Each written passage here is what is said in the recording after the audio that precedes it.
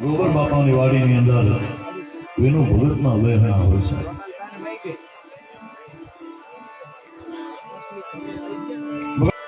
મંગળ આરતીથી પોઢણ આરતી સુધી તમારે એની ગુલામી કરવી પડે.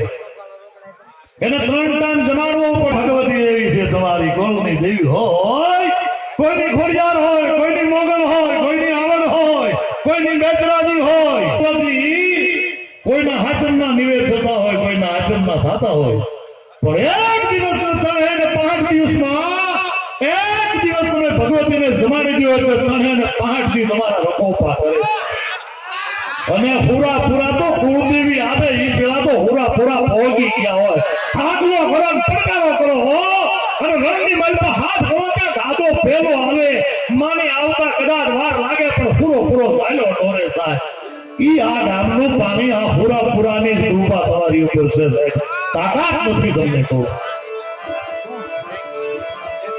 કેટલો કરુણા કેટલી માંગ હોય છે.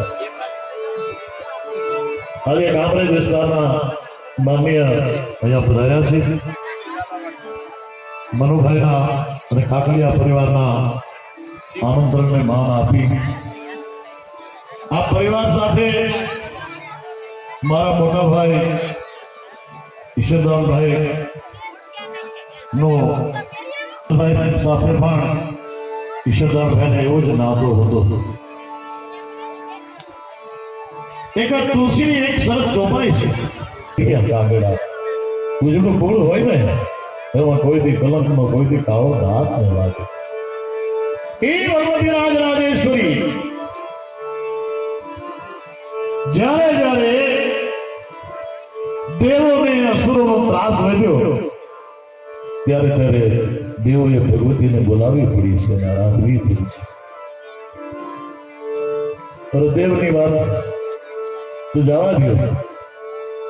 લંકાની અંદર જેથી રામ અને રાવણ ના યુદ્ધના મોરચા મંડાડેલા હમંકેજ બાહુદેશી હજી હાથ દૂતાળ કે વાગી જે ડંબર ડાક હટારાય હાથ લંબાવી અંગે તો જટાજટ ઘોર મંડાણો યુદ્ધ અને લંકા પર રાવણને મારી વિજય મેળવી અને રામ લક્ષ્મણ માં જાનકી અને હનુમાનજી રહ્યા આવતા હતા.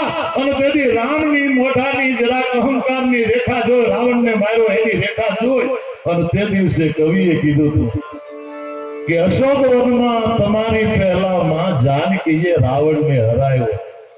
તમારી પહેલા તો રાવણને માં જાનકીએ મારી નાખ્યો તો તમારી પહેલા અશોક વનમાં માં જાનકીએ રાવણને હરાયો.